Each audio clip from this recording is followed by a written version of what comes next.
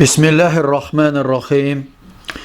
Elhamdülillah ala nimeti tevhid ve salatu ve selam alel meb'usi rahmeten lil alemin ve ala alihi ve ashabihi ve men tebiyehum bi ihsanin ila yevmiddin. Amma ba'd, mühterem Müslümanlar, ilk önce sizi salamlayıram. Esselamu aleykum ve rahmetullahi ve berekatuh. Bugünkü dersimizde inşallah Doktor Mahmud Taxanın Teysir-u Mustalahil Hadis kitabının davamını şərh edəcək inşallah. Son dersimizdə biz mərdud xəbərin, yəni rədd edilmiş olan xəbərin zəif hədis barədə olan məlumatlarını götürdük və indi inşallah qaldığımız yerdən kitabın şərhinə davam edəcəyik. Bundan sonra müəllif Doktor Mahmud Əhməd Ət-Taxan Hafizahullah sözünə davam edərək demişdir ki, Əl-Məbhəsüs-Səni Əl-Murad Əl-Mərdud bis-səbəbi-s-saqti minəl-isnəd. İkinci məbhəs, isnaddan düşük olması, yəni qırıq olması səbəbi ilə xəbərlərin mərdud olması, yəni rədd edilmiş olması. Bu bölmədə inşallah o xəbərlər ki, hansı ki sənədlərində düşük var, yəni sənədləri qırıqdır, bu səbəbdən rədd edilmiş olmaları səbəbindən, yəni mərdud olması səbəbindən olan zəif hədisin növləri götürüləcəkdir. Bundan sonra müəllif sözünə davam edərək demişdir ki, Əvvələn əl-muradu bis-saqti minəl-isnəd. Birincisi, isnaddan, yəni sənəddən düşməkdən muradın nə olması. Yəni murad nə deməkdir? Yəni bu isnaddan düşüyün, qırığın nə olması deməkdir. El-murad bis-saqti minəl-isnad inqita'u silsilətil-isnad bis-suquti ravin əv əksər əmədən min ba'dər-ruvat əv min qeyri əmədin min əvvəlis-sənədi əv min əxirihi əv min əsnaihi suqutan zahirən əv xəfiyyə. Müəllif sözünə davam edərək demişdir ki, isnaddan düşüyün olmasından məqsəd, murad, isnadın silsiləsində bir və ya daha çox bilə-bilə, yəni rəvayət edənlərin bilə-bilə bir və ya daha çox ravinin düşürməsi, qırılması səbəbindən olmasıdır ki, hansı ki bu bəzi ravilərin və ya yəni bəzi ravilərin əməli ilə olsun və ya bilə-bilə olmamış olsun, istər sənədin əvvəlində olsun və ya axırında olsun və ya sənədin ortasında, əsnasında olsun, istər bu düşük, suqut zahirən olsun və ya gizli olsun. Yəni müəllifin bu sözlərini belə başa düşmək lazımdır ki, yəni hər hansı bir isnaddan, hər hansı bir səbəbdən düşük olması, istər bir və ya bir neçə ravinin, istər bilə-bilə olsun, yəni ravilər bunu bilə-bilə etsin və ya bilə-bilə etməsin, istər sənədin əvvəlində və ya axırında və ya ortasında olsun və ya istər bu zahirən olsun və ya gizli olsun, bu istənilən halda, yəni bütün hallarda bu isnaddan düşük olmasını ifadə edir. Yəni hansı burada qeyd edilən səbəblər olur olsun, bu sənəddən düşmənin, yəni inqitanın, kəsilmənin, qırığın olmasını ifadə edir.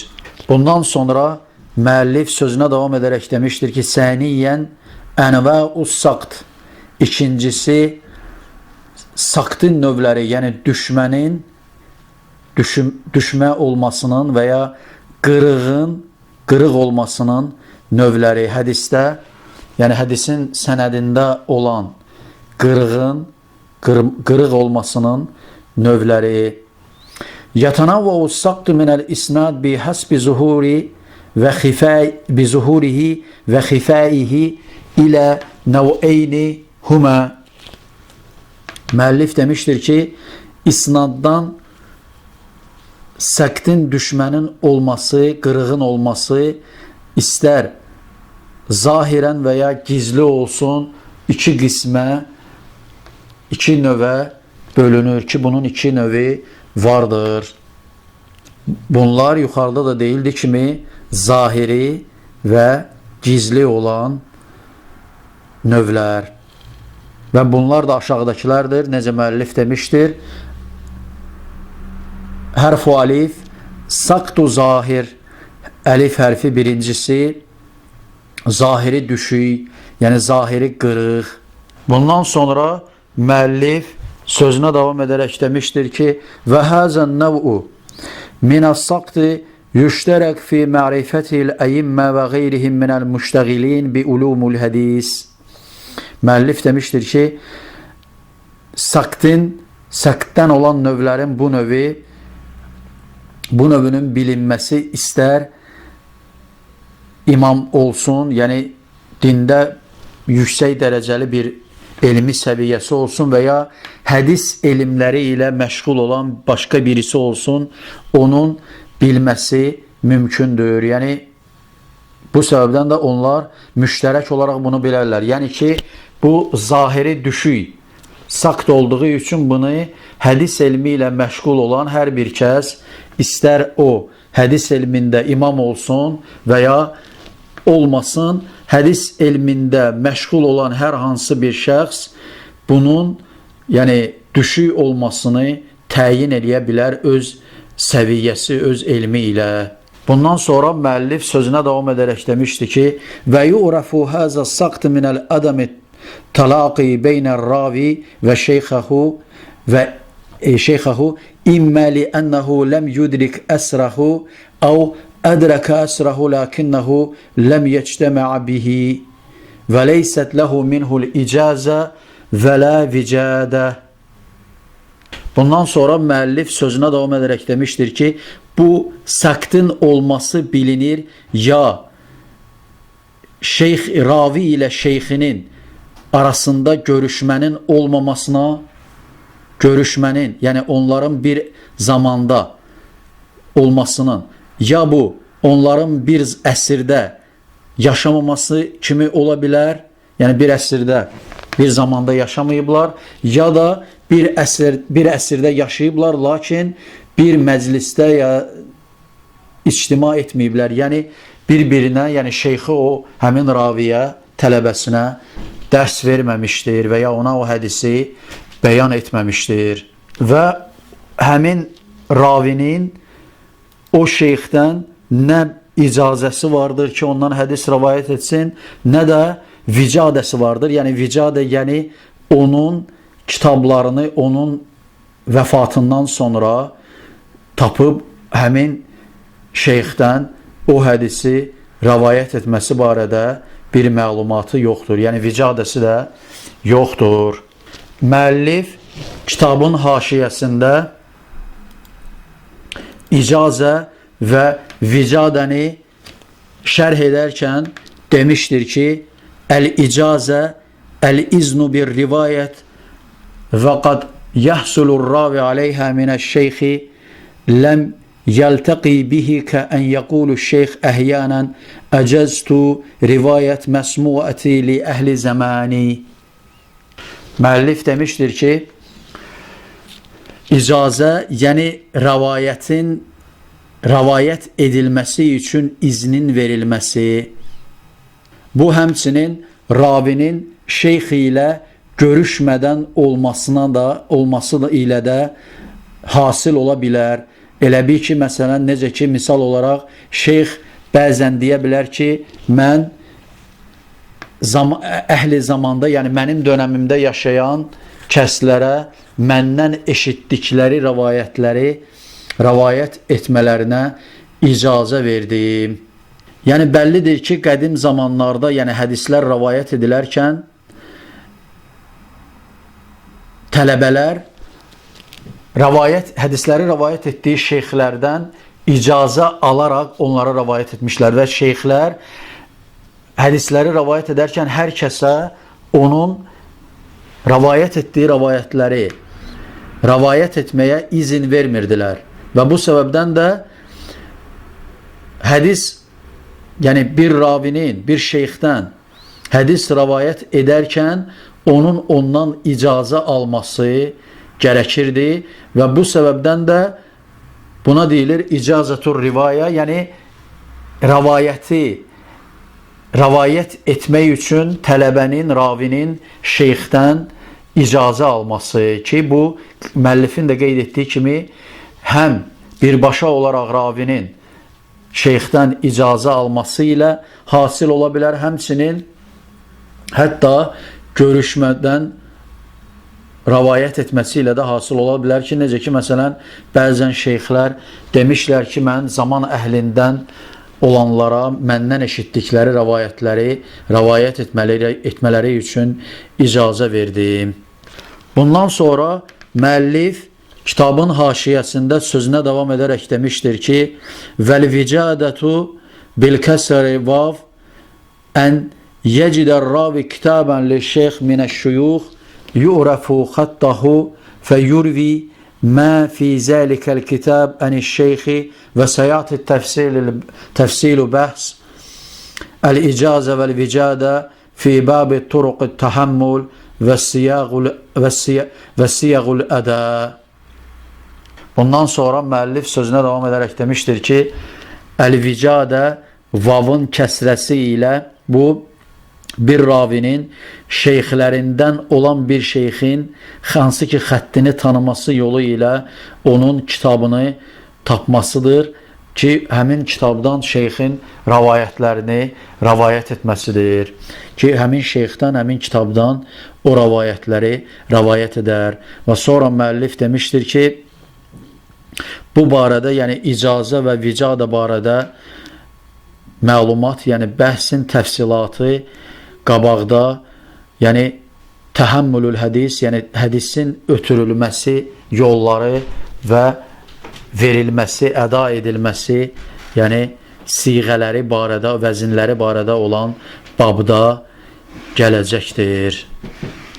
Bundan sonra müəllif sözünə davam edərək demişdir ki, lizəlikə yəhtəccül bəhis fil əsanid ilə mərifəti tarixi ruvat لأنه يتضمن بيان موالدهم ووافيتهم وأوقات طلبهم وارتحالهم وغير ذلك. Bundan sonra müəllif sözünə davam edərək demişdir ki, bu səbəbdən, yəni isnadları bəhs edən, araşdıran kəs üçün ravilərin tarixlərini bilməsinə ehtiyac vardır. Hansı ki, onun tərkibində, onun içində, yəni ravilərin anadan olmaları, dünyaya gəlmələrinin, həmçinin vəfat etmələrinin, həmçinin elm tələb etməyi vaxtlarının, həmçinin bunun üçün səfər etmələrinin və başqa məlumatların bəyanı bunun tərkibində vardır. Yəni, müəllif burada bəyan etmək istəyir ki, bir sənəddən qırığın, düşüyün olmasını bilmək üçün, yəni onun zahiri yolu, hansı ki bilməsi mümkündür. Ravilərin anadan olması, vəfat etməsi, tarixlərinin, həmçinin elm tələb etməyə başlaması və ya səfərləri və s. kimdən dərs alması, kimdən hədis rəvayət etməsi, kimə hədis rəvayət etməsi və s. bu məlumatların bilinməsi ilə şübhəsiz ki, filan hədisdə düşüyün sənədində, hədisin sənədində qırığın, düşüyün olmasının və ya olmamasının bilinməsi mümkündür. Bu səbəbdən hədis araşdırmacısı üçün bu məlumatların bilinməsi, əldə edilməsi mühümdir və bunları bilinmədən əslən hədisin sənədində düşüyün, qırığın olub olmadığını təyin etmək əsla və əsla mümkün deyildir. Bundan sonra müəllif sözünə davam edərək demişdir ki, وَقَدْ اِسْتَلَحَ الْعُلَمَاءِ الْحَدِيثِ على تسمية السقط الظاهر بأربعة أسماء بحسب مكان السقط أو عدد الرواة الذين أسقطوا وهذه الأسماء هي. Bundan sonra müəllif sözünə davam edərək demişdir ki, hədis alimləri zahiri düşüyün, qırığın adlandırılması üçün 4 isim təyin etmişlər, istilah qoymuşlar və hansı ki bu, yəni düşmənin məkanına görə və ya düşmədə olan, qırıq olan ravilərin sayına görə təyin edilmişdir və bu adlar da aşağıdakılardır.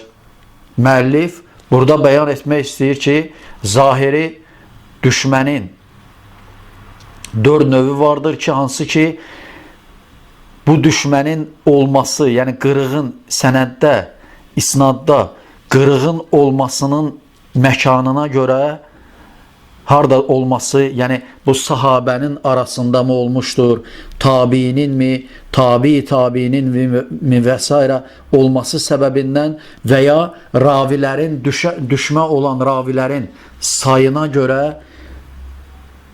bu adlarla adlandırılmışdır və alimlər, hədis alimləri bu istilahları təyin etmişlər və zəif hədislərin növlərindən, mərdud xəbərlərin növlərindən hesab etmişlər. Bu növlər də aşağıdakılardır, hansı ki birincisi əl-muallaq, birincisi muallaq hədis, saniyyən əl-mursəl, ikincisi mürsəl hədis, thalisən əl-muudal, üçüncüsü mudal hədis və rabiyən əl-munqati və dördüncüsü münqati hədisdir. Ki bu 4 hədislər də, yəni bu hədislərin növlərindəndir. Muallaq, mursəl, mudal və munqati hədislər, hansı ki zəif hədislərin növlərindəndir ki, hansı ki hədisin sənədində düşük, qırıq olması səbəbindən bu növlər istilah olaraq ayrılmışdır, təyin edilmişdir hədis alimləri tərəfindən. Bundan sonra müəllif sözünə davam edərək demişdir ki, hərfu bə saqtu xəfi, bə hərfi ikinci növü düşük, qırıq olan növlərdən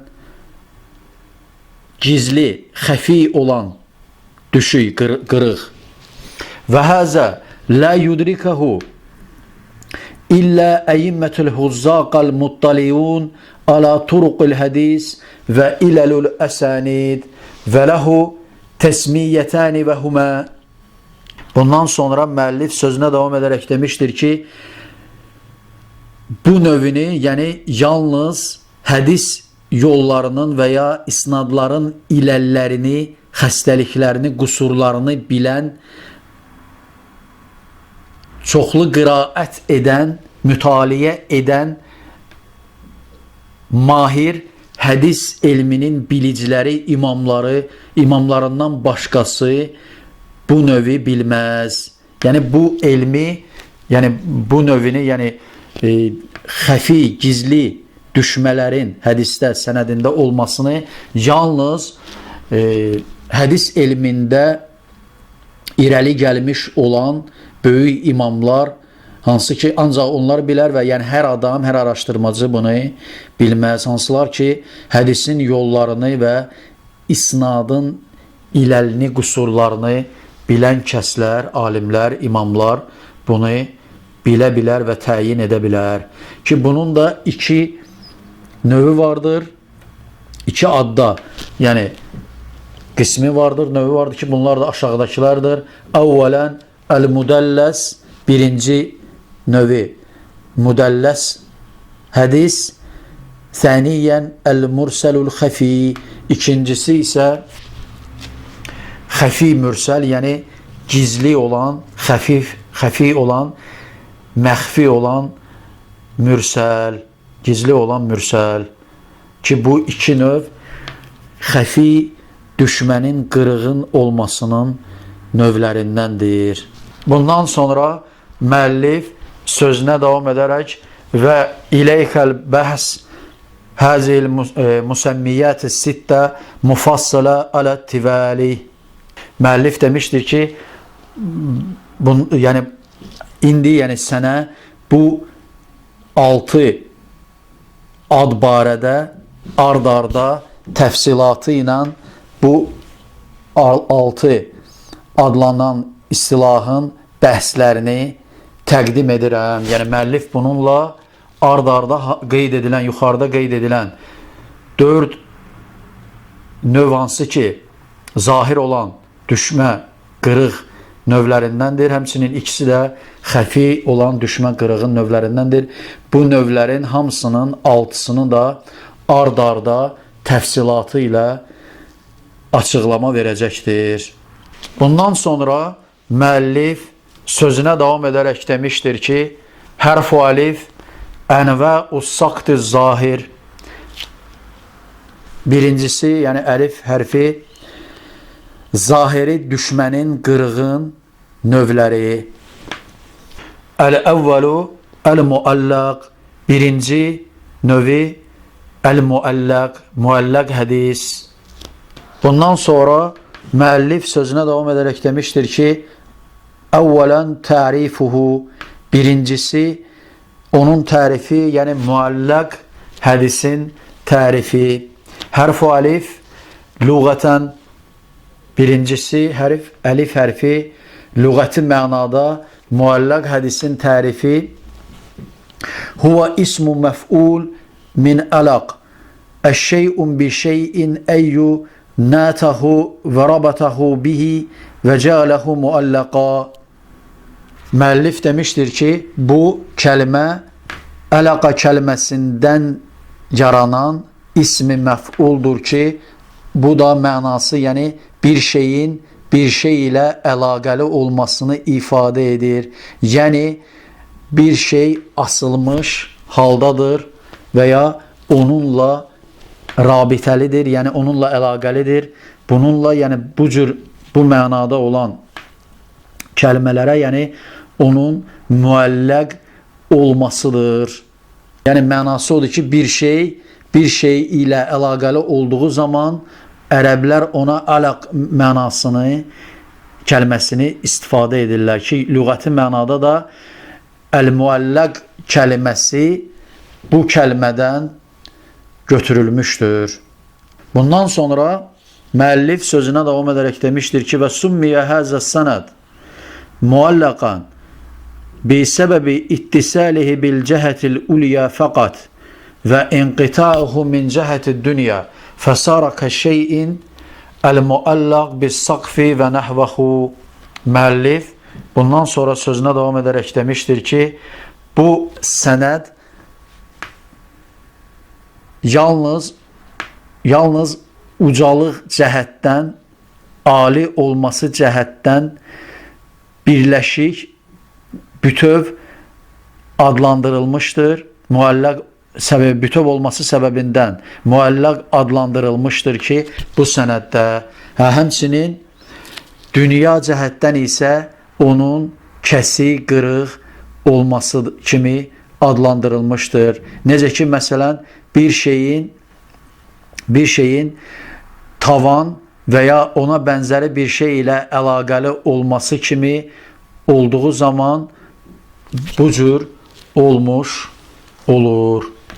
Yəni, müəllif burada bu kəlmənin lüğəti mənadan, hansı kəlmədən və ya mənalardan götürülməsini izah edir. Və bundan sonra sözünə davam edərək demişdir ki, hərf-u bə istilahən, ikinci növü tərifdə bə hərfi İstilahi mənada isə muallaq kəlməsi mə huzifə min məbdəyi isnədihi ravin fə əksər ələttivəli.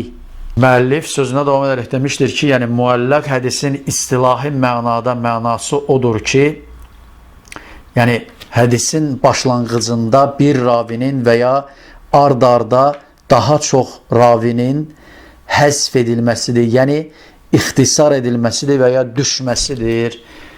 İxtisar edildiyi zaman həmin hədis muallaq hədis adlanır.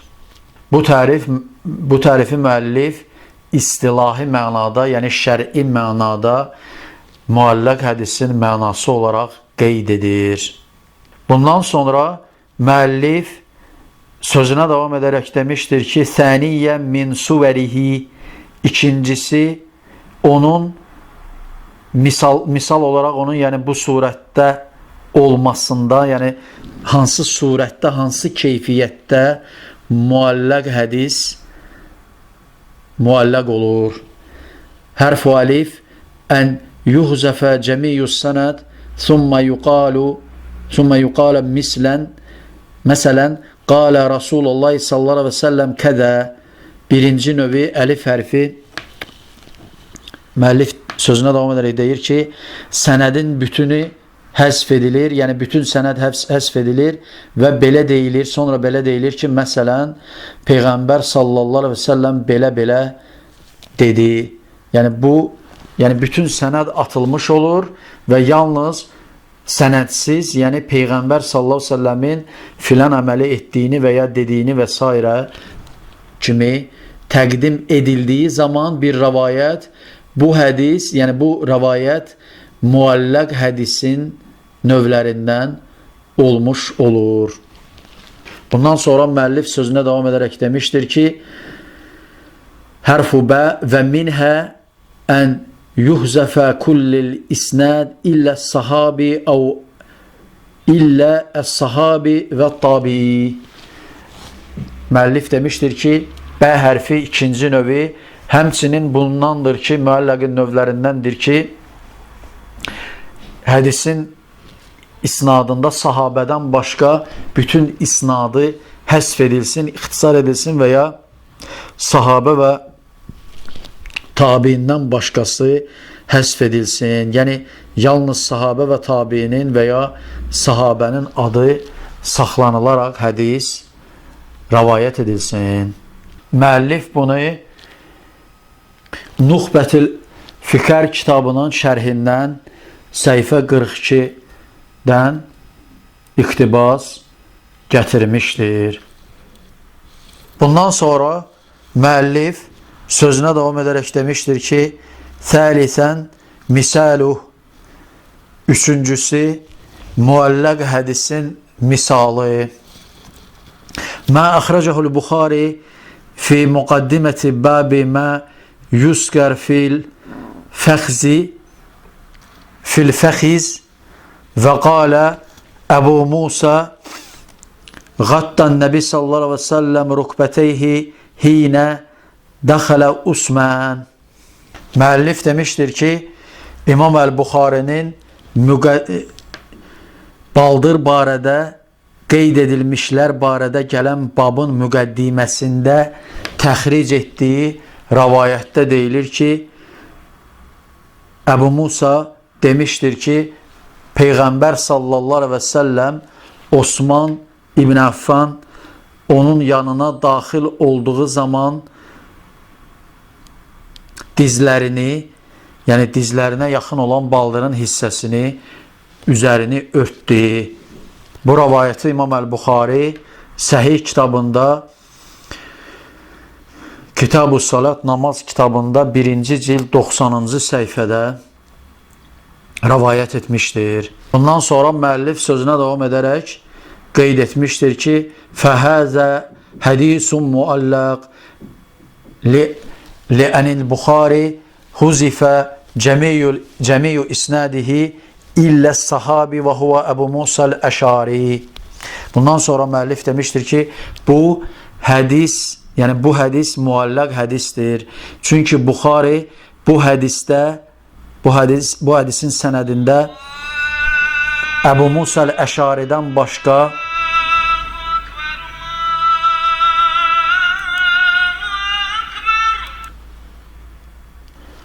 sahabə Əbu Musa Əl-Əşaridən başqa sənəddə olan bütün raviləri həsf etmişdir, yəni atmışdır, ixtisar etmişdir və bu cür müəlləq hədis olaraq kitabına yazmışdır.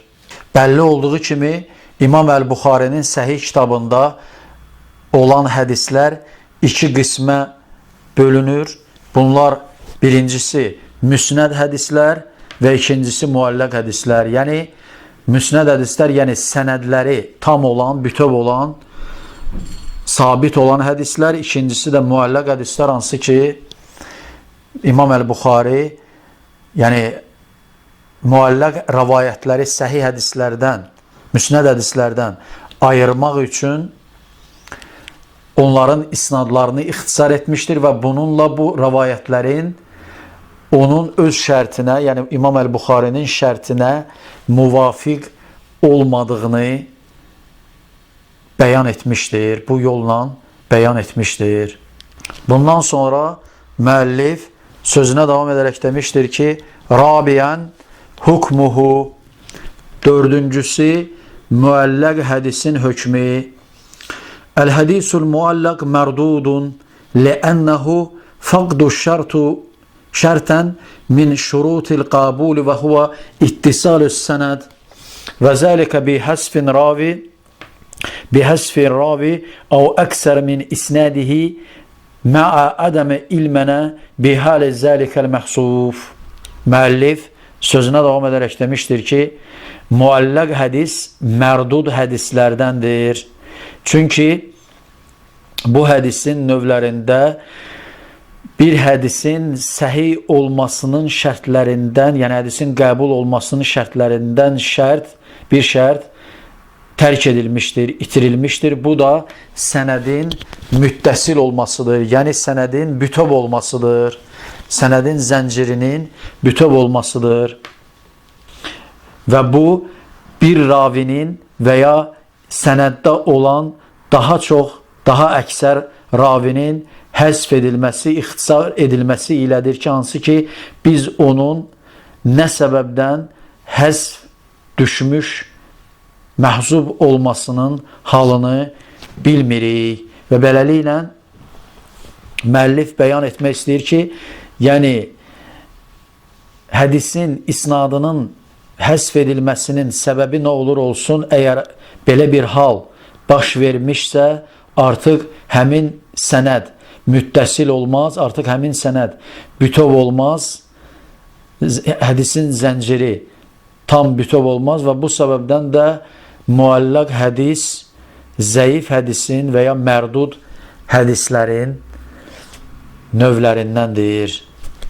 Bundan sonra müəllif sözünə davam edərək demişdir ki, xəmisən hukmul müəlləqat fi sahiheyn, beşincisi iki səhih, yəni İmam Əl-Buxari və Müslimin iki səhih kitabında olan müəlləq hədislərin hökmü. Həzəl hukm və huvə ənil müəlləq mərdud huvə lil hədisil müəlləq mutlaqan, lakin in vücidəl müəlləq fi kitabi iltuzimət səhhətəhu kəs-sahiheyn fəhəzə ləhu hukmu xas qad mərra binəu fi bəhs-i sahih. Müəllif sözünə davam edərək demişdir ki, bu hökm müəlləq hədis mərdud olmuş olsa da, bu müəlləq hədisin mütləq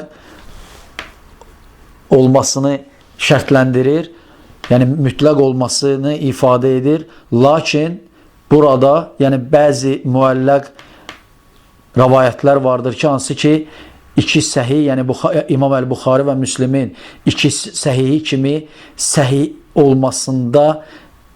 olmasında iltizam edilmiş kitablar vardır ki, orada olan müəlləq rəvayətlərin xüsusi xas hökmü vardır. Biz artıq deyir bunu yuxarıda qabaqda, yəni səhih hədis bölməsində, bəhsində bunu bəyan etdik. Müəllif kitabın haşiyəsində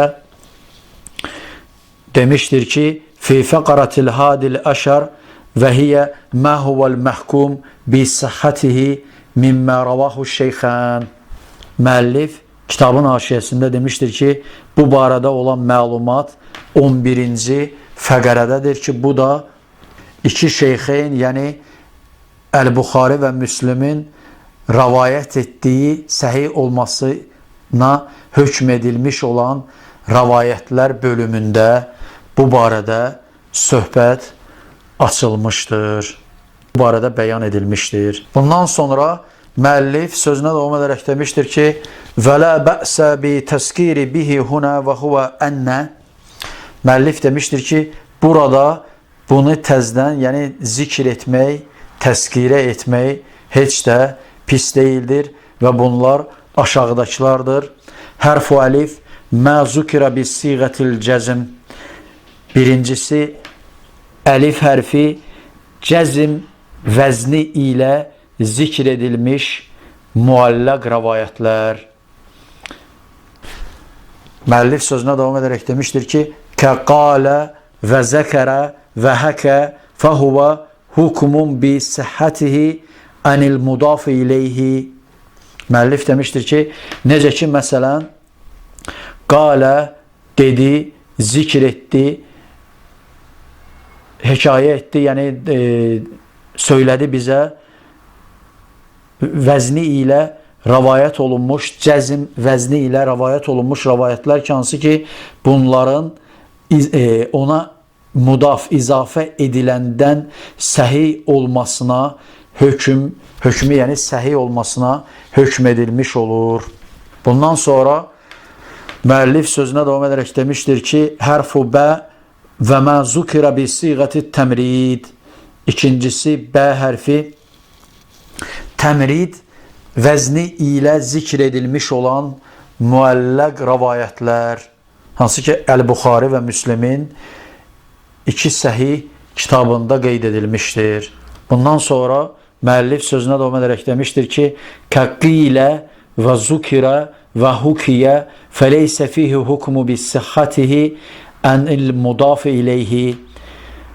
Müəllif demişdir ki, məsələn, deyilmişdir, zikr edilmişdir, hekayə edilmişdir kimi vəzinlərdə rəvayət edilmiş rəvayətlər ki, hansı ki, izafə edilən kəslərdən onların kim olduğu, yəni səhih olmamasına hökm verilmiş olur. Yəni səhih olmadığına hökm verilmiş olur ki, çünki bu rəvayətləri deyənlərin kimliyi, izafə edilməsi o rəvayətlərin bəlli deyil. Bu səbəbdən də bu cür rəvayət edilən rəvayətlər təmriz vəzni ilə rəvayət olunan müəlləq hədislər adlanmış olur. Lakin müəllif sonra sözünə davam edərək demişdir ki, bəl fihi əs-sahih vəl-həsən və-dayif.